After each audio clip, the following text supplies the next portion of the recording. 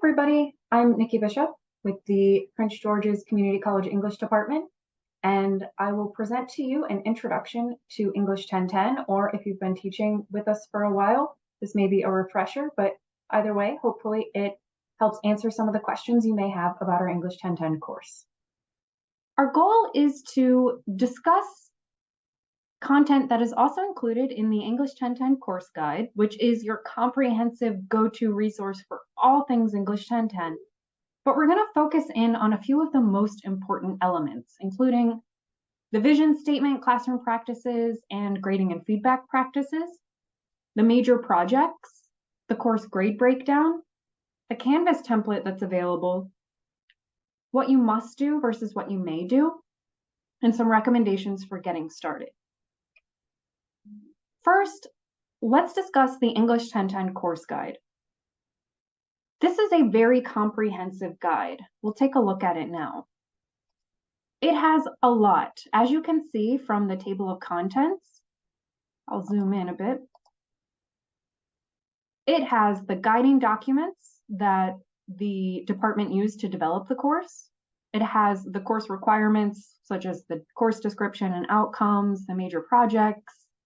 It has course outlines for the two course options, information about the OER, information on our Canvas template, a syllabus template that you should use, sample course schedules that you can adapt, as well as sample projects activities that you are welcome to adapt for your own use. It also has a link to our YouTube channel, which includes instructional videos for faculty, as well as a series we've created called A Day in the Class, where you can see what individual faculty members do in a single class period to get some inspiration and ideas. There's also an update stream on the main page so that when you open the guide for the first time in a while, you can see what some of the updates are that are most recent. But as you scroll through, you might find yourself a little bit overwhelmed by just the sheer volume of information in that guide. However, you should at some point work through the entire guide. For now, though, it's safe to just take a look at some of the most important things like classroom practices, the required specifications for each project, grade breakdown, and some of the tools available to help you get started. First, it's important to discuss the vision statement and classroom practices, and this page just includes some of the highlights, because this is how we hope you'll approach the way that you teach in your course. First, emphasize the rhetorical nature of writing. Audience, context, and purpose should be our primary focus in the course. Process work should be incorporated throughout the semester, and it should be a graded component of the class, emphasizing reflection and rhetorical choices as students work through the writing process. Instructions and samples should emphasize adapting to situational needs rather than templates. What that means is, please don't provide students with a very detailed outline of what their paper should look like, because we want them to start thinking about organizational choices, to think about what should go where in a paper. So if you're providing samples, make sure students know this is one way to respond to the assignment. Grammar instruction should not be the main focus of the course.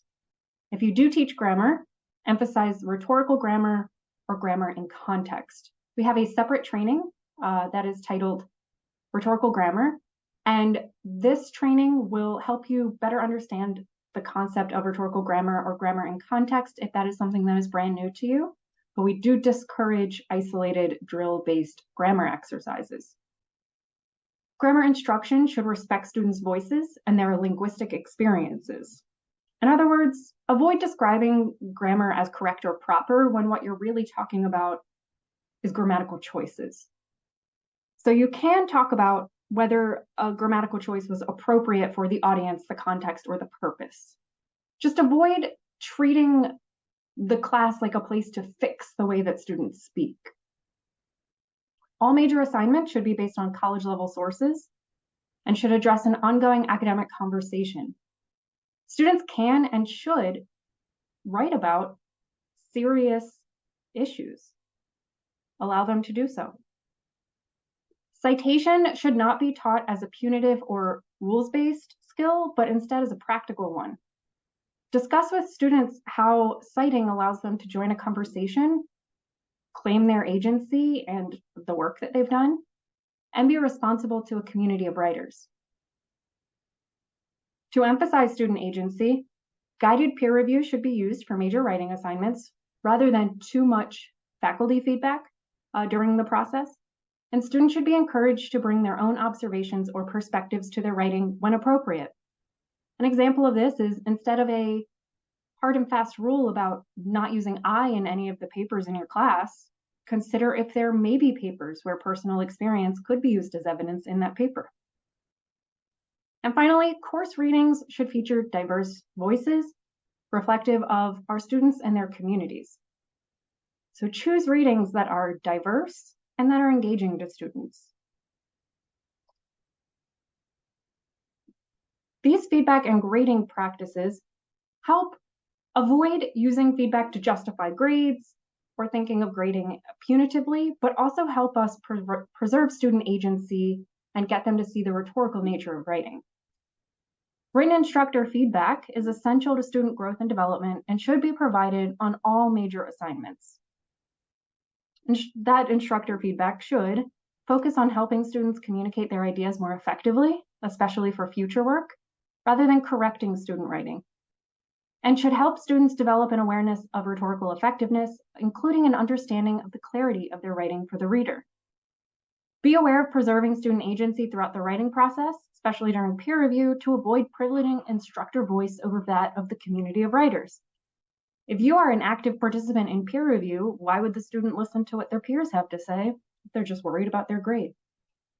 And finally, grammar exercises, worksheets, and isolated grammar assignments should not be a significant portion of the grade or should remain as ungraded activities. If you would like to do grammar exercises as a warm-up, that's fine, but your process work really should emphasize the rhetorical nature of writing, again, looking at rhetorical grammar and grammar in context. So, from the more philosophical part of the class and our grading practices, we dive into the nuts and bolts of the course itself. These are the major projects. We're looking at course option 1 because many of you will at some point be required to teach, if you're available and willing to do so, our co-requisite course. That course has to use course option 1, and we also have more tools and resources available for course option 1. So I am only going to discuss course option 1 with you in this training, but if you are interested in course option 2, you're welcome to check it out and create some of your own materials for that course option. So course option 1 includes 5 major projects separated into 3 units. The first unit is about kind of familiarizing yourself with an academic conversation. So the first project is a single source essay, a summary. And the second project is a synthesis, so putting multiple sources into conversation with each other. In Unit 2, students are working toward a research essay, a research paper. So Project 3 is an annotated bibliography. If you note the specifications on the annotated bibliography under the course outline section on the course guide, you'll see that this is its own project because this is a substantial annotated bibliography. It provides summary, evaluation, and reflection. So this should be as much work for a student as a major essay. And then they use that annotated bibliography to build toward a research paper. And then their final unit at the end of the semester is Project 5, a reflection or a revision that incorporates some sort of reflection. Because we know that when students take time to reflect, they solidify their learning and they're able to transfer more of their knowledge. As the blue box over here states, you can find more details on what each assignment should include under course outlines in the 1010 course guide. The sample schedules also give you an idea of the due date timeframes, but the course outlines also give an indication of, for example, Project 1 is due within the first 20% of the course. Project 2 is due by 40% of the course.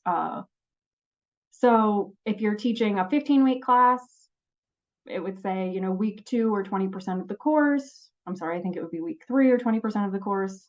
And if you're teaching a 7-week class, you would just convert whatever 20% of the course would be. You can also find sample prompts and rubrics for these projects in the English 1010 course guide, and you are welcome to use them. Here's the English 1010 grade breakdown. As you can see, the 5 major projects that we have are the bulk of the grade. And then depending on the percentage that you apply to each of those projects within the range, you have 15 to 30% left over for process work, or whatever you would like to call that. You can call it classwork or homework, scaffolding. You could break out a separate peer review grade, but you should not have substantial grammar work included as part of that, especially if you are leaving 30% of students' grade for it. And an important note, at PGCC, we cannot include attendance as a graded component because we are not an attendance-taking institution. You can have an active participation component, but it cannot be based solely on attendance. We can't penalize students for not attending classes. The English 1010 course guide syllabus template grade breakdown aligns with this requirement, and it also aligns with the Canvas template that we'll discuss next. We've created a Canvas template for you. So if in looking at the previous requirements for the course, you're wondering what that might look like, exactly what percent you'll apply to each grade, you're welcome to start with the Canvas template. The Canvas template is set up where it already has some key features such as the grades menu item is shown and the announcements page is connected to the home page. These are things you have to manually do, but we already did them for you in the template page. It also includes an instructor module that walks you through how to use the template course, unit and project modules that are divided into weeks for a 15-week course, and each one includes an instructor overview and scaffolding ideas pages that are instructor-facing, major project prompt instructions pages that you should customize, embedded readings from the OER. We use an OER called Write What Matters, and the sample schedule has chapters that students should read, and these chapters are embedded directly in the Canvas course template for you. And major project submission links and points or weights that match up with the department requirements are also included on the Canvas template course. Sometimes faculty request a rubric. We do have a starter rubric that you're welcome to adapt. It is the research paper assessment rubric. So for sources that don't require multiple sources, you would need to kind of play around with the rubric, but you're welcome to use that or create your own rubrics, or you can use the rubrics that come with the samples on the course guide, whatever works best for you. We're going to take a quick look at the template so that I can show you that it's not plug and play, but it is really useful. So here's the template. As you can see, the home page kind of has some boilerplate language. All of the yellow or red text is information that you must change. It is instructor-facing language, or it is kind of generic language that you'll want to change. Let's look at an example of that. So this is the instructor module that has links to the course guide, the adjunct handbook. But here's a sample Unit 1, Project 1 module for the first paper, the analytical summary. It always has a Project 1 overview that is student-facing, and then you'll see scaffolding ideas that are instructor-facing, and you can visit the course guide if you'd like to pull some activities that are already created. But we tried to make it clear with do not publish which pages are for you versus for students. So we embedded the readings. So here you have assignments, instructions for the reading. And then when students click next, they have the OER readings embedded right in there. So again, if it's your first time teaching, this might be the easiest way to kind of work through your first semester of teaching the classes, just to grab all of these.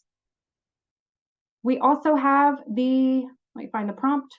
Space for a prompt. This is an example of where you need to edit the information. So the information in yellow is for you. This is a note for instructors. And then all of the information in yellow here comes from the course outlines, the specifications, but you need to choose. So what kind of source are you requiring students to use? Are you assigning them a source, or are they able to choose their own from a database? Same with the due date, give them a specific due date here and change who the intended audience and the subject or topic would be. But otherwise, it has a bunch of boilerplate information so that all you have to do if you choose to use this Canvas site is just go through and find all of the yellow text and adapt that for your students. And then once you've taught it for a semester or two, you may find things that you liked and things that you didn't, and you're welcome to adjust. But that is the Canvas template course. A common question is, okay, there's a lot of information in the course guide. A lot of it is optional for me to use. What are the English 1010 must-dos versus the may-dos? So here's the list for you. You must weight assignments per the requirements. For example, your research paper must be 20 to 25% of the course total. You cannot have a research paper that is worth 35%. Your annotated bibliography must fall within the percentage range. So you should not have a 5% annotated bibliography because we want this to be a substantial assignment in the class. You must assign the 5 major assignments in the order specified for the course option you're using. For course option 1, that is single source summary, synthesis, annotated bib, research paper, and reflection. You must emphasize the concept of synthesis in your synthesis project. When you look more closely at the synthesis specifications in the course outline for option 1, you'll see that you can do a compare and contrast paper as a synthesis. However, you should still really emphasize to students that ultimately they are synthesizing here. That way, when they move on to composition 2, where faculty will expect them to have some experience synthesizing, they're familiar with the language. You need to adhere to the length, content, and due date requirements as specified. So you cannot just drop a few pages off of a paper because you don't think students have enough time. These are statewide standards, the page count and the word count, so you really need to meet them. And the more you adjust due dates outside of the ranges that we've established, the more trouble you get into kind of as the semester ends. You should use the sample syllabus template and adapt any of the content in red. So you should not create your own syllabus from scratch. We have one for you that you just edit. And you must use the Write What Matters OER as your primary text for the course. You cannot ask students to purchase a textbook. You can supplement Write What Matters. You are welcome to, because it is an OER, you can adapt a lot of that content into slides for students, but that should be your primary text. Now, the optional stuff. You may use existing materials or create your own assignment sheets and rubrics using the specs and samples as guides. You may choose your own sources and readings. So for example, the summary paper, you can choose what students are summarizing as long as it is a college level reading. You can supplement Write What Matters with other OER or your own materials. And you may use the English 1010 Canvas template in part or in its entirety. You're not required to start from the template. I recommend that you start there and then delete anything that isn't useful to you or move things around, but you're not required to use it. So my recommendation, if this is your very first semester teaching English 1010, is to use what's already created and then adapt later. So I recommend you use existing material, starting from the English 1010 template course, the Canvas course.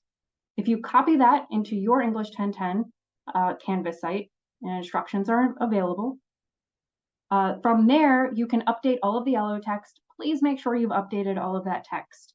And make sure that you're updating it in your class, not on the actual template page, because that changes it for everybody. But you do need to update that yellow text. Otherwise, students are seeing confusing language like instructor choice as the intended audience for a paper. And then once you've grabbed the template course, you'll see that 70% of the grade is already, 80% of the grade is already determined for you, but you have 200 points or 20% of the grade to play with what you want to call process work. So you could choose to do 4 peer reviews at 25 points. That would be 100 of the points, and then 10 homework assignments for 10 points.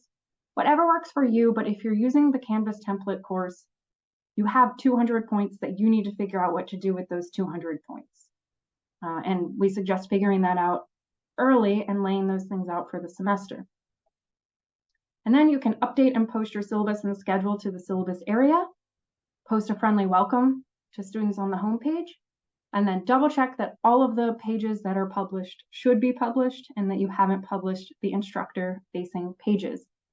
That's the easiest way to get started. You will still need to attach rubrics to the items if you want to, but this is the easiest way to get started, and you have all of the information available in the English 1010 course guide to help you do this. So don't reinvent the wheel if this is your first time teaching the course. Try using what's already there, and if you need any help, please reach out to the English 1010 coordinator. Thank you for joining us for this training and for all that you do to help serve our students in the classroom. We hope that this training makes that work a little bit easier for you. Having said that, if you have any questions, please reach out to the English 1010 coordinator. And don't forget to consult the English 1010 course guide. Many of your questions will be answered there, but of course, if there is anything that isn't answered there, the 1010 coordinator would be happy to help you.